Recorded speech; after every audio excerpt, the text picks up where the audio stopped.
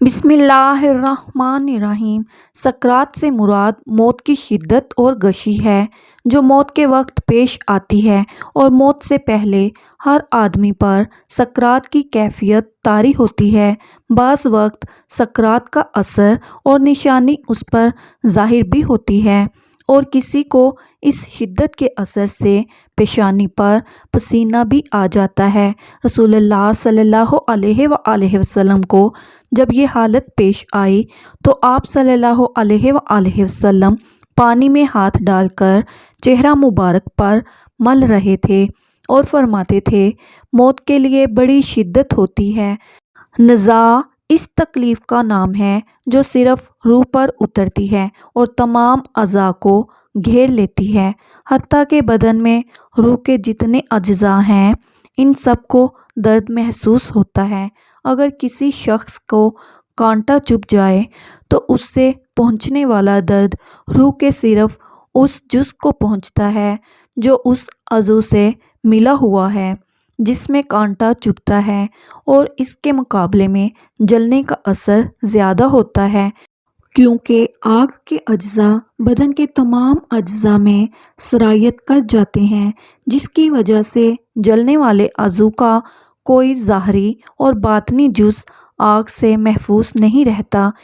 اس لیے گوشت کے تمام اجزاء میں پھیلے ہوئے روح کے اجزاء جلنے کی تکلیف کو محسوس کرتے ہیں، جبکہ زخم صرف اسی جگہ کو پہنچتا ہے جس تک کانٹا اور تلوار وغیرہ کا لوہا پہنچا۔ اس لیے جلنے کی تکلیف زیادہ اور زخم کی تکلیف کم ہوتی ہے، اور نزاع کی تکلیف نفس روح پر حملہ آور ہوتی ہے اور تمام اعضاء کو گھیر لیتی ہے، کیونکہ ہر رگ، ہر پٹھے، بدن کے ہر حصے، ہر چوٹ، ہر بال کی جڑ اور کھال کے نیچے سے حتیٰ کہ سر کی چوٹی سے قدم تک ہر جگہ سے روح کو نکالا جاتا ہے۔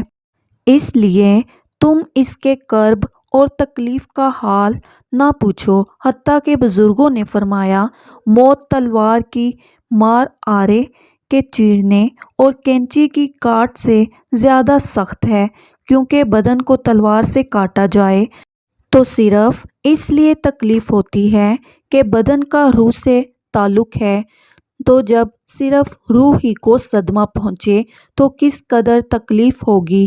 نیز جب کسی شخص کو مارا جاتا ہے تو وہ مدد بھی مانگ سکتا ہے اور چیخ بھی سکتا ہے، کیونکہ اس کے دل اور زبان میں طاقت موجود ہوتی ہے، لیکن مرنے والے کی آواز اور چیخ و پکار سخت تکلیف کی وجہ سے ختم ہو جاتی ہے، کیونکہ روح نکلنے کی بے انتہا تکلیف ہوتی ہے اور یہ دل پر سوار ہو کر پوری قوت کو ختم کر دیتی ہے۔ مرنے والے کے اعضاء کمزور پڑ جاتے ہیں اور اس میں مدد مانگنے کی طاقت باقی نہیں رہتی۔ یہ تکلیف عقل کو بھی ڈھانپ لیتی ہے اور اوساں قطع کر دیتی ہے اور زبان کو بولنے سے روک دیتی ہے۔ موت کے وقت انسان چاہتا ہے کہ روئے، چلائے اور مدد مانگے، لیکن وہ ایسا نہیں کر سکتا، اور اگر کچھ قوت باقی رہتی بھی ہے تو روح نکلنے کے وقت اس کے حلق اور سینے سے گرگرا کی آواز سنائی دیتی ہے، اس کا رنگ بدل کر مٹیالہ ہو جاتا ہے، گویا اس سے وہی مٹی ظاہر ہوتی ہے جس سے وہ بنا تھا، اور جو اس کی اصل فطرت ہے۔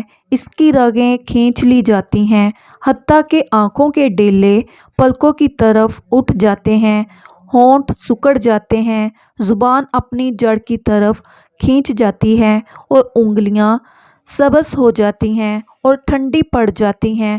تو ایسے بدن کا حال نہ پوچھو جس کی ہر رگ کھینچ لی گئی ہو۔ ذرا غور کرو کہ ایک رگ کھنچ جانے سے تکلیف ہوتی ہے تو اس وقت کیا حال ہوگا جب درد میں مبتلا روح کو بھی کھینچ لیا جائے گا اور کسی ایک رگ سے نہیں بلکہ تمام رگوں سے اسے کھینچا جاتا ہے۔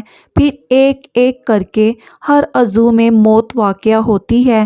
پہلے اس کے قدم ٹھنڈے پڑتے ہیں، پھر پنڈلیاں اور پھر رانیں ٹھنڈی پڑ جاتی ہیں اور ہر عضو میں نئی سختی اور شدت پیدا ہوتی ہے، حتیٰ کہ گلے تک نوبت پہنچتی ہے، اور اس وقت اس کی نظر دنیا اور دنیا والوں سے پھر جاتی ہے۔ اس پر توبہ کا دروازہ بند ہو جاتا ہے اور اسے حسرت و ندامت گھیر لیتی ہے۔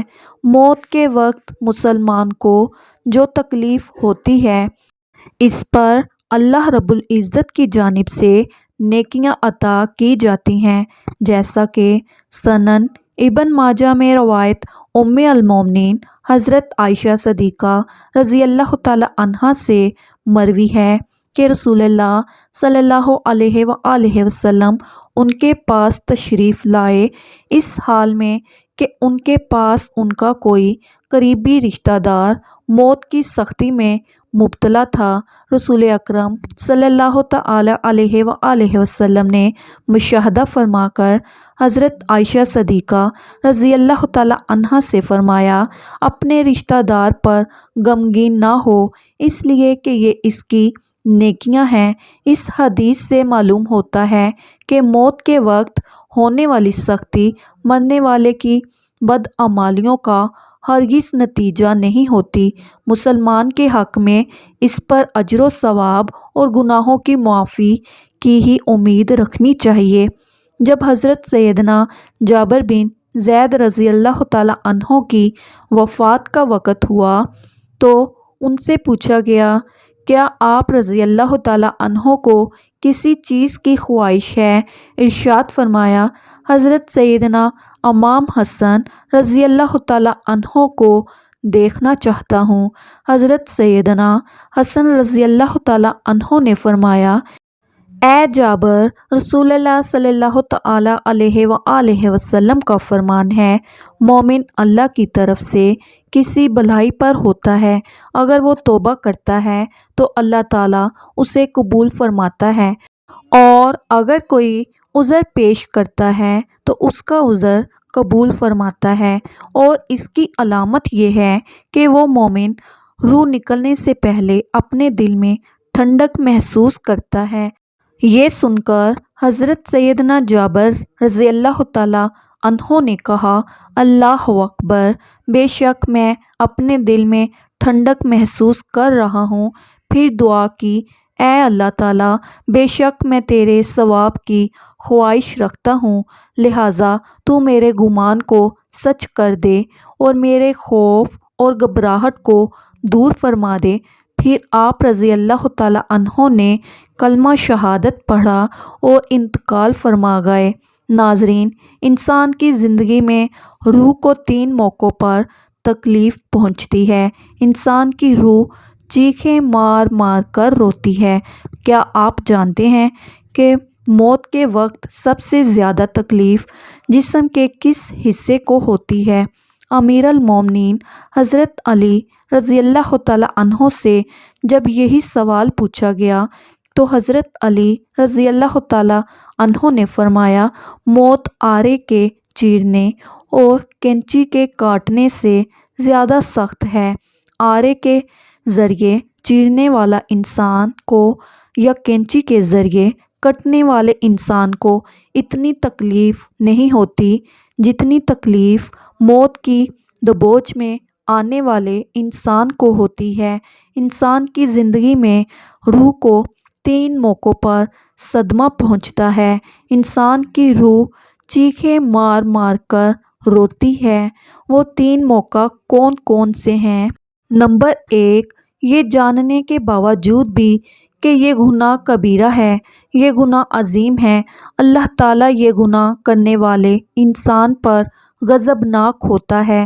یہ جاننے کے باوجود بھی انسان کسی غیر محرم عورت کو جب ننگا کرتا ہے، ننگا کر کے اپنی آنکھوں سے دیکھتا ہے، اپنے کانوں سے سن کر اسے ہوس کا نشانہ بناتا ہے، یہ وہ لمحہ ہوتا ہے جب انسان کی روح رو رہی ہوتی ہے، جب انسان کی روح کو صدمہ پہنچ رہا ہوتا ہے، ٹھیس پہنچ رہی ہوتی ہے۔ یہ وہ لمحہ ہوتا ہے کہ جب آسمان کے نوری فرشتے اس زانی پر لعنت کر رہے ہوتے ہیں، زانیہ عورت اور زانی مرد پر لعنت کر رہے ہوتے ہیں، حالانکہ اللہ تعالیٰ کے نوری فرشتے اللہ تعالیٰ کے حکم کے بغیر پر بھی نہیں مار سکتے اور لعنت کرتے ہیں۔ یہ بھی اللہ تعالیٰ کے حکم پر ہی لعنت کرتے ہیں۔ فرمایا جب انسان اپنی ان آنکھوں کے سامنے غیر محرم عورت کو ننگا کر کے ہوس کا نشانہ بناتا ہے، یہ وہ لمحہ ہوتا ہے، یہ وہ موقع ہوتا ہے جب انسان کی روح روتی ہے۔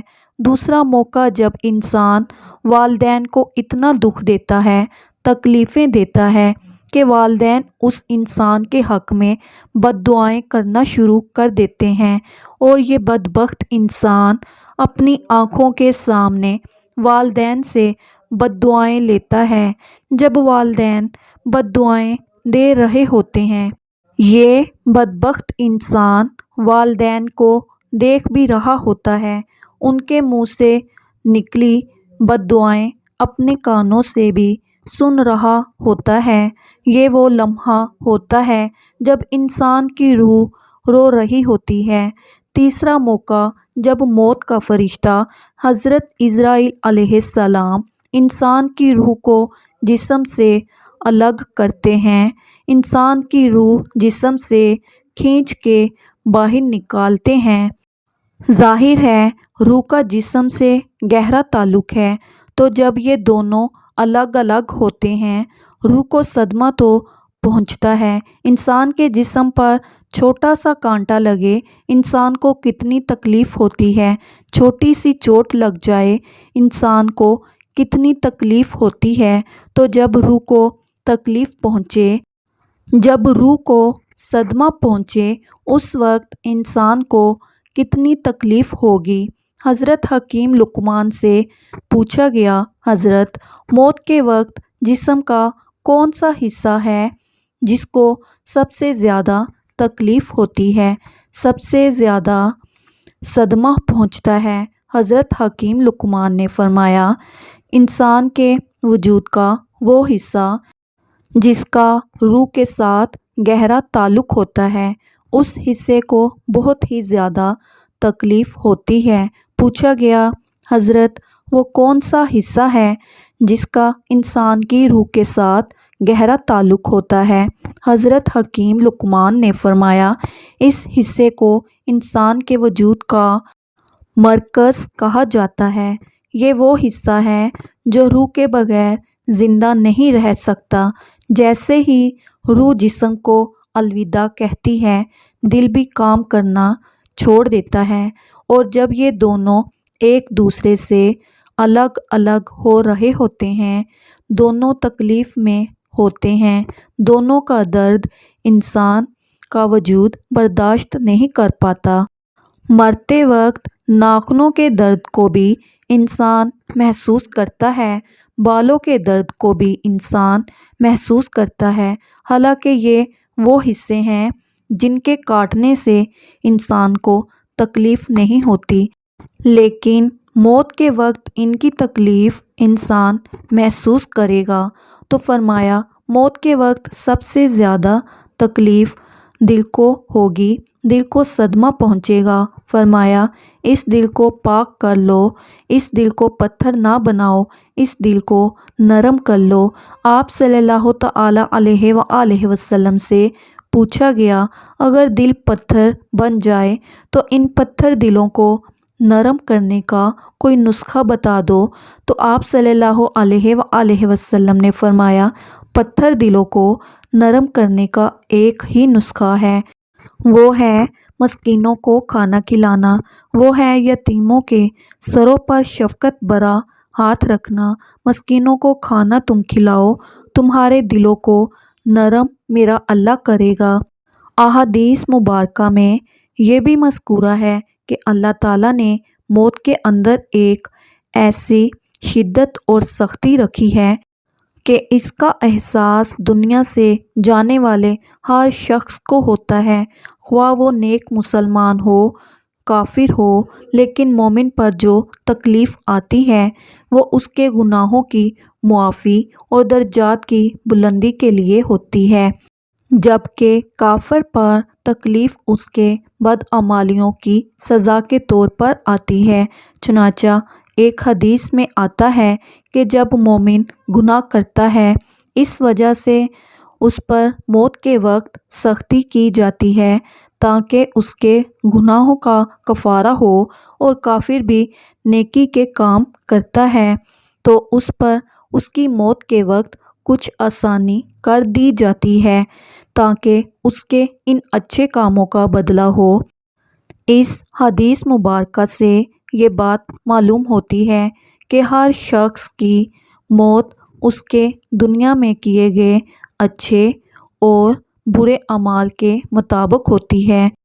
تاہم حضرات علماء کرام اور محدثین نے یہ لکھا ہے کہ مومن کو جو بھی تکلیف ہوتی ہے، خواہ وہ تکلیف اس کے گناہوں کی بخشش کے لیے ہو یا اس کے درجات کی بلندی کے لیے ہو، وہ حالت نزاع عین روح نکلنے کے وقت سے پہلے ہوتی ہے، اور جب اس کی روح نکل رہی ہوتی ہے اس وقت اللہ تعالیٰ اس کی تمام تکالیف کو دور فرما کر سہولت اور آسانی سے روح قبض کر لیتے ہیں اور آنے والے مراحل بھی آسان فرما دیتے ہیں۔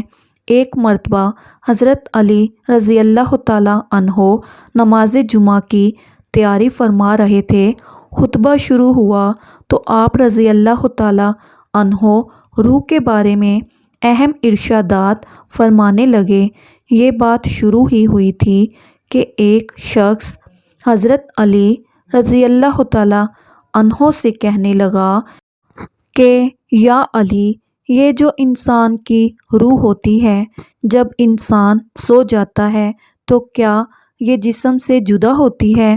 تو حضرت علی رضی اللہ تعالیٰ عنہ نے اس بات کے جواب میں فرمایا، تمہارے جسم اور ہر انسان کے جسم میں جو روح اللہ تعالیٰ نے ڈالی ہے یہ 3 حصوں میں تقسیم ہے۔